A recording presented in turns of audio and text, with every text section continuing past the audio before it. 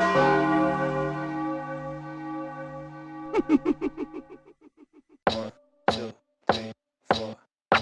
think I'm losing my mind, trying to stay inside the line.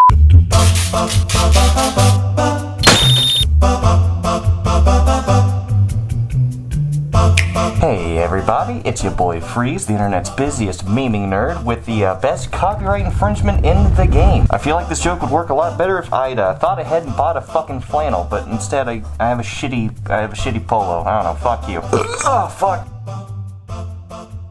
I can't fucking read this. So as you guys know, I've been dipping my little gamer boy toes into the world of video game reviews. You know, I did a whole Devil May Cry retrospective, I did a Devil May Cry 5 review, and you know, I thought, hey,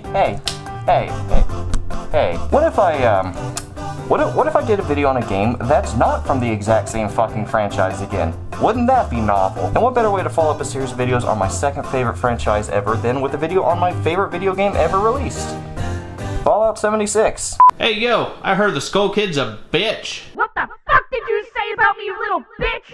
I'll have you know I graduated top of my class in the Navy SEALs! It's no secret that Ocarina of Time was a hugely successful and influential title in the Legend of Zelda series. Until Breath of the Wild came around, pretty much every console Zelda game followed the blueprints laid behind by that game. It's no surprise why it's held in such high regard and why so many consider it to be a masterpiece. If you asked any random Zelda fan what their favorite game is, there's a very good chance they're going to tell you it's Ocarina of Time. But if I'm being perfectly honest, I don't personally really care for it that much. I certainly recognize the positive influence it had on the series, and I acknowledge how revolutionary it was for the time, but I just don't have that same fond nostalgia for it like most other longtime fans do, because funny enough, I never actually played it until I was well into my teens. When I look back at my childhood, the defining Zelda game for me isn't Ocarina of Time, it's Ocarina's direct sequel, Majora's Mask. I love this game, genuinely love this game. This wasn't just my first Zelda game, but also the first game I ever played on a console. Before that, the only game I'd ever really played was Pokemon Red for the Game Boy Color. It was fun, sure, but it didn't really draw me into the gaming scene. I still mainly focused on doing other dumb kid shit like eating grass during recess so I would throw up and get to go home. That's not a joke, by the way. I actually did that. I was a dumb kid. Anyways, it wasn't until I got my hands on a Nintendo 64 for the first time and played Majora's Mask that I truly understood how incredible games could be. Everything from the story, to the mask mechanics, the dungeon designs, the dark themes, pretty much every single thing about it absolutely captured me. It's the game that got me into gaming, so I guess now's the part where I sit down and explain to you why exactly that is. I mean, not that anyone really gives a shit, but you know. Fuck you. While a large portion of the gameplay in Majora's Mask is exactly the same as in Ocarina of Time, which makes sense considering they run on the same engine, there are two defining mechanics that make the game stand out not only from its predecessor, but the Zelda series as a whole: the 3-day system and the transformation mechanic. Let's start with the former. Okay, what the hell is that noise?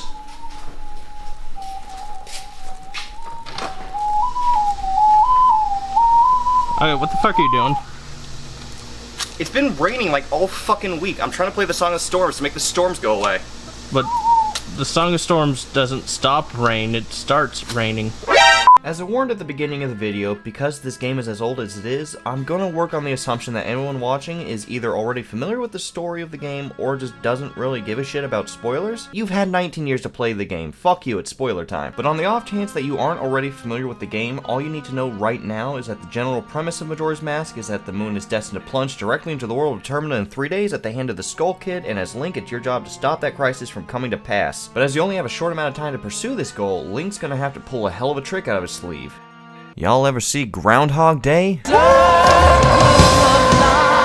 Just as music played a vital role in Ocarina of Time, what do you know, a game named after an instrument involves music. Who would have fucking thought? It does so again in Majora's Mask, but this time it has the added bonus of manipulating time. With the Ocarina of Time, the game allows you to slow time down, revert it back to normal, skip ahead, or just roll the clock all the way back to the beginning of the first day. At first glance, this may just seem like an inconvenient step you have to knock out of the way every 3 days or so you don't run out of time and see the the literal destruction of this galactic dingleberry we call a planet. But when you start actually getting into things, you see that this actually has a serious effect on the game, both in tone and in gameplay. For an example, let's look at what is probably everyone's favorite side quest in the game, Cafe and Anju. If you go into the mayor's residence on the east side of Clocktown and go through the door on the right, you'll come across the mayor's wife who's looking for a missing son. Like any responsible adult would do, she entrusts this extremely important and personal task with a small child she literally just met. As you go around asking people about...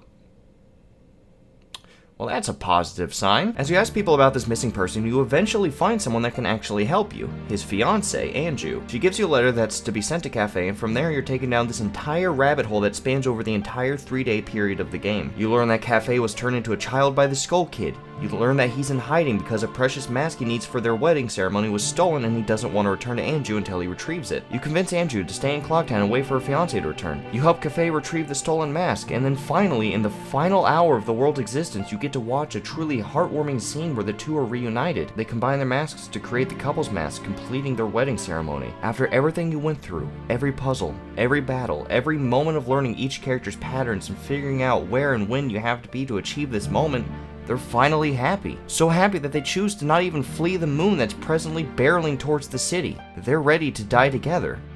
And then you have to reset the clock, undoing all of it. Sure, you get to keep the masks you gained along the way, but the two characters you spent all that time on and got so emotionally invested in have their happy ending ripped away from them in the blink of an eye. Cafe's back to being a kid hiding behind his fox mask, and Anju's back to being worried about the whereabouts of her love. It's heart-wrenching. That feeling, the feeling you get watching two lovers' happy ending being completely undone, that's very much a reoccurring theme within this game. It's dark. It's sad. I love it. This is only one example out of countless. The whole Termina region is filled to the brim with people, primarily in Clocktown, going about the same 3-day cycle that resets every time you go back in time. People going through struggles with or without you, and while you can absolutely help them in the moment, they're doomed to revert back to their old fate as soon as you pull out that ocarina and bring everything back to the beginning. The only way to truly help these people, to truly save them, is to press on with your quest and defeat the ever-looming threat that is the Skull Kid. But Freeze, you said it affects the tone of the game and the gameplay. How does this affect the way you actually play it? Sit on a pine cone, I'm getting to it. So for how it actually affects the way you play the game, let's switch over to the first area you're made to travel to once you actually get to leave Clocktown. The Southern Swamp. When you first get to the swamp, everything seems perfectly fine and dandy. I mean, other than the old woman literally dying in the woods, but whatever, fuck her. But then when you make your way towards the Deku Palace and get further into the swamp... Oh no. Yeah, this water's poisonous and will actually kill you. At the moment, the only way to safely traverse the area is to hop along the water as a Deku Link. More on that shit later. As you continue along the Deku quest line and complete the dungeon in this region, you eventually manage to purify the water, making it perfectly safe to come into contact with, which means you can be less worried about falling in as regular Link. Every area you travel to follows that same pattern of having certain obstacles and dangers that are removed by completing the dungeon in that area. But just like I mentioned before, you only have so much you can do in one day. Eventually, you have to rewind time and completely undo everything you did to help that location, reinstating the dangers not only for the inhabitants of those regions, but also for yourself. If you're focused purely on the main quest line, you could very well just not come back to these regions to begin with, so long as you manage to complete them in one run. But these areas do have hidden things like upgrades, mini dungeons, heart pieces, and all that you'll likely come back to if you care even the slightest bit about getting better equipped for future challenges. But like I said, this time traveling mechanic isn't the only thing that sets this game apart from everything else. It's also the masks mechanic, in particular, the transformations. Dude, I got this new transformation mask. What is it? Turns me into a virgin.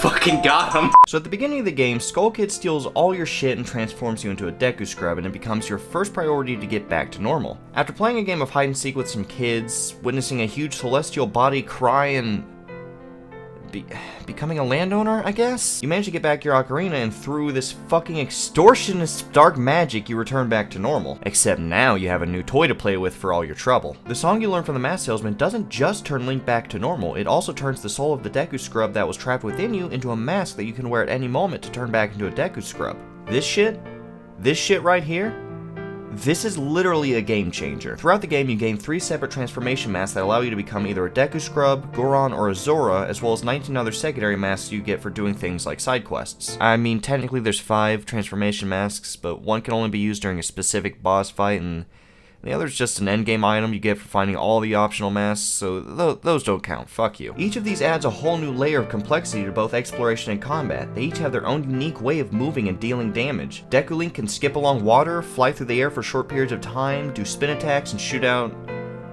snot? He's just fucking snotting on enemies.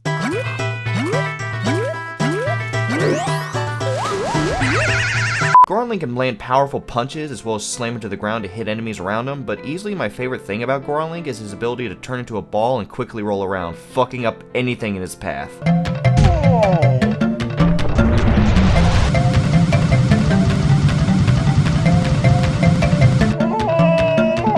Dude, fuck Epona. This is the only way to travel, motherfucker. Hell yeah. And lastly, Zora Link can fucking jujitsu his enemies, throw his fins like boomerangs, swim quickly through the water, and surround himself with this weird electric shield thing while swimming to protect himself, as well as deal damage to anything it touches. Why'd you go and leave me here all alone in the shadows? Of course, these all come with the trade-off of losing access to most of your arsenal. The only version of Link that can use most C items is the original Hylian Link, so if say you're about to get into a ranged confrontation, you probably don't want to be running around as the big lump of rock that can only hit something within like a foot radius. Or maybe you do if you're not a pussy. Fuck him up, punchy boy! Now there's a lot more I could say about transformations right now, but I'm gonna go ahead and segue over to the topic of level design, because a lot of what makes the masks so interesting is how they work alongside the areas in which you get them.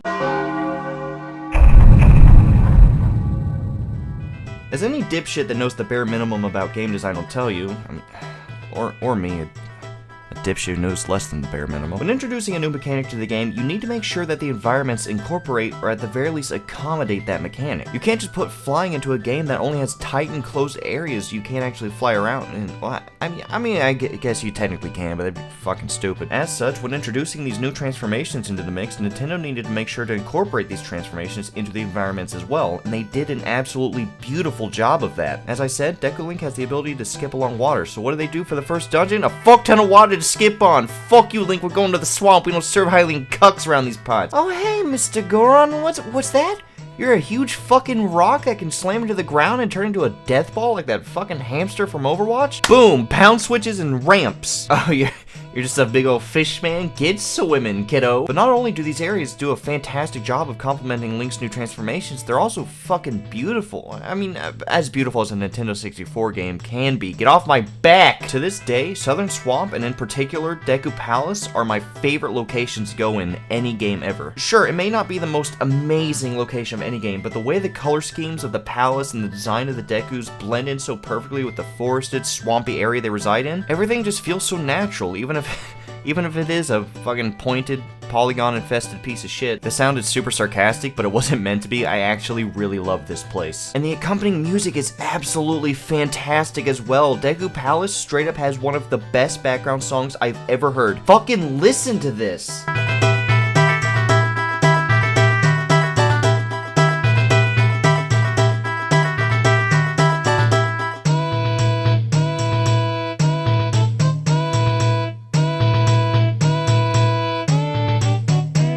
While we're on the topic of music, let's roll things back to Clocktown for a bit, shall we? Now, Clocktown's design in of itself isn't anything too special. It's a town with people walking around. Now, it does have 5 varied sections in it that help it feel a bit more alive. You have North Clocktown, South, East, West, and a laundry pool, but beyond that, the only thing visually of note here is the clock tower, which is honestly super cool. What really makes this place feel so alive to me isn't just its layout or its people, which have their own lives and set schedule over the 3 days. No, what really sells me on this town is its music. Oh my god, Clocktown's theme is so good! As the 3 days progress, Clocktown's theme begins to change. On the first day, the tune is lively, everything's nice and peaceful, there isn't really a care in the world. On the second day, things pick up a bit, songs a bit quicker, like things are a bit more of a hurry, nothing sinister, but it definitely feels like you shouldn't be idling around. And then, and then the third day hits. The moon is so much closer than when the first day began, and the song reflects that perfectly. On top of a much faster pace, the song has this incredibly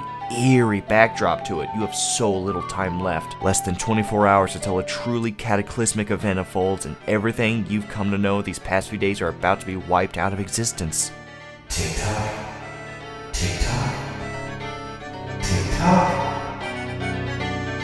First day is my fucking favorite though. That song is a banger. Everything in this game just feels so alive, like it's an actual world. Clocktown, the Gorons, Zoras, Dekus, everyone doing their own thing and doing it in a place you could actually believe, with musical backdrops that truly capture the mood of the area you're in. From Snowhead to Great Bay to Deku Palace to Romani Ranch, it's amazing how alive this whole place feels, especially considering the limited technology they had to make it with. You could honestly just spend hours not even touching the main story and just focusing on the world in which it all takes place. The amount of side quests and hidden masks there are to collect could honestly just make for a small game unto themselves. I feel like that's what makes any open world game truly great. So many developers spend so much time making their worlds as expansive as possible, but neglect to make sure those environments are actually enjoyable to be in. For as small as a world as Majora's Mask is, I wouldn't trade it for any other open world game on the planet. And yeah, I know it's really iffy whether or not you could technically say this game is truly open world, because the areas you have to get certain items before you can unlock them out.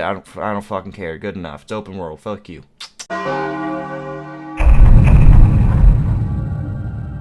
As I brought up before, this game has a lot of dark themes. Death. Hopelessness. This creepy fucking guy. But despite how bleak everything appears, the game is also about hope, forgiveness, and never giving up. Sure, when you're inevitably forced to rewind time, everything you've accomplished to that point in terms of improving people's lives is undone. Cafe and Andrew's reuniting, the little girl you saved from an alien abduction in Romani Ranch, the Deku princess you rescued from Woodfall Temple. All of it is wiped away in the blink of an eye, and these people you put your life on the line for are back in danger all over again. But it's not hopeless for them, for the same reason it seems like it is. You control time. You have the ability to save these people all over again, and what's more, once you finally defeat the Skull Kid and prevent the total destruction of Termina, there's no longer a need to revert time. You've done it. These people are saved. Through your determination, you can not only prevent total obliteration of the world, but upon beating the game, you can make the improvements in these people's lives permanent. Snowhead will once again be a lush green mountain teeming with life. Southern Swamp's waters can be beautiful and healthy. Great Bay's oceans will once again be habitable for the Zora's eggs. Cataclysm is averted, and the friends you made will be all the better for having known you. But this isn't to say everyone gets a happy ending. An obvious example is the Deku Butler. This game doesn't directly state it, but makes it abundantly clear through its subtlety and visual storytelling that the Deku Scrub's soul within your mask belongs to the son of the Deku Butler you meet in Southern Swamp. Murdered by the Skull Kid,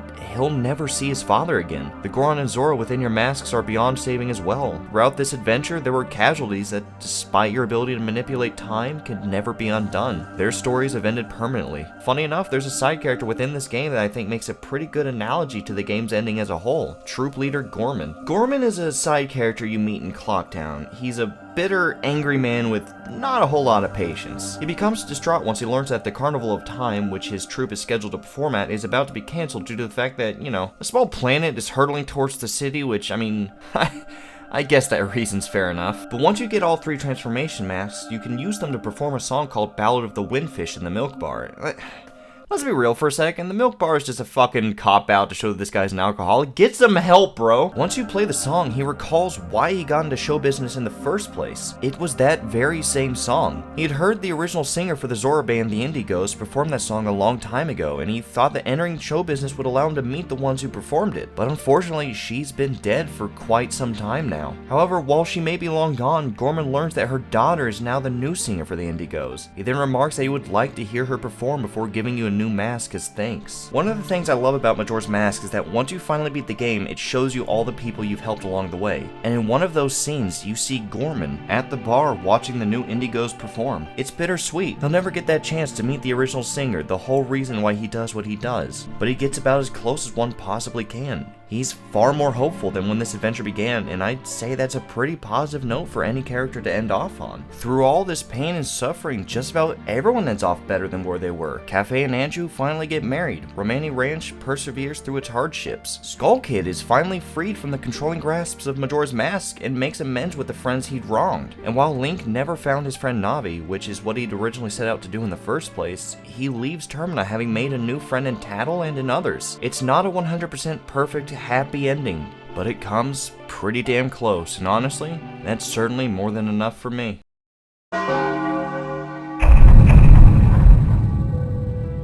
I talked a lot today about specific mechanics and story beats that makes this game stand out so much from the rest of the Zelda franchise, but if I'm being completely honest, none of what I said here is really what makes Majora's Mask my favorite game of all time. Sure, this was all part of the reason why the game resonated with me as a kid and gave me so many positive memories, but that's just it. It's those memories that make it my favorite, not the mechanics themselves. Majora's Mask was a whole new world for me growing up. I never thought I could feel like I was actually part of an adventure like this until I played it. It made me fall in love with an entirely new medium of entertainment, and that medium has completely changed my life for the better. This game was one of the first stories that helped me truly understand the value in forgiving people after they'd wronged you. It was one of the first times I felt like there was more to life than what's immediately around me. And most importantly, it made me feel like, even if only for a little while, and even if only in the confines of a video game, that my actions actually mattered and could have a positive impact on those around me. Like maybe I was important, all during a time in my childhood where I desperately needed that. This game isn't perfect. If you want to be as quote-unquote objective as possible, you could pick out many flaws in this game, for sure. Majora's Mask was famously made over the course of a year, and as such, there are issues to be had. Reused models, far fewer dungeons than its predecessor, etc. Those flaws are there,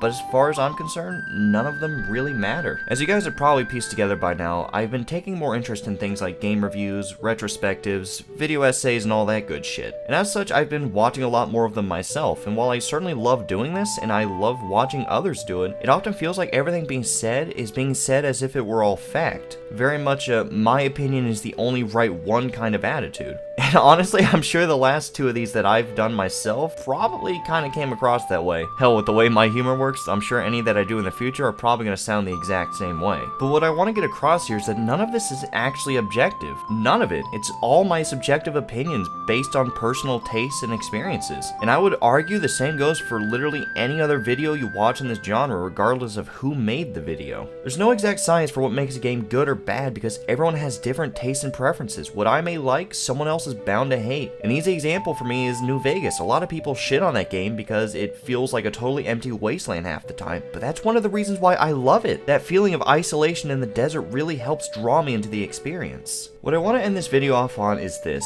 While quote-unquote objective analysis is a very useful tool for explaining why you do or don't like something, whatever game you personally hold to be your favorite game is completely valid, as is literally whatever reason you have for holding that as your favorite. Because at the end of the day, a game's job is simply to make you smile. Its entire purpose is to entertain you. It's what I consider to be the greatest form of escapism humanity has ever created. And no matter what games you do or don't like, I'm just glad that we can all sit down and enjoy this absolutely breathtaking industry together. My favorite game is Chrono Trigger because it was a unique experience that I still wonder to this day there hasn't been a sequel for it. Great story, great combat, revolutionary in almost every aspect. Just go and play the game. Choosing a favorite game is difficult. I think the only fair way to choose a favorite game is by evaluating how much time you've spent with that game that you enjoyed.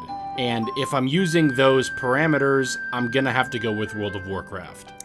Well, my favorite game is your mom. If I had to list out what I think my favorite game is, without a doubt I'd have to say Final Fantasy VII. Whether it was the materia, the characters and story, the amazing soundtrack, or the fact that you could raise and race chocobos, Final Fantasy VII is just an amazing game. Of course, my runner-up would be Persona 5 because Persona 5 is also super awesome. Thank you guys for watching this video, and thank you for putting up with my dumb bullshit for these past 5 years that I've been on YouTube. Love you guys.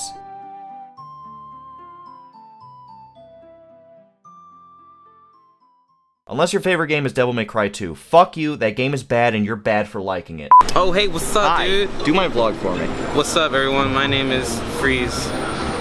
Ooh, like and subscribe. This is Lalo, this is Cynthia. Hello. Not VidCon. There's Dennis. I'm stealing your likeness for YouTube AdSense. I hope you're cool with it. Welcome to not VidCon. We're in California's biggest tourist attraction, Walmart. Lalo needed new shoes. Swag. Remember, when in Cali, go to Walmart. That's what they say. It's true. Oh, that's heavy. You know, like... No, delete that. Delete that. Gotta go faster, faster, faster.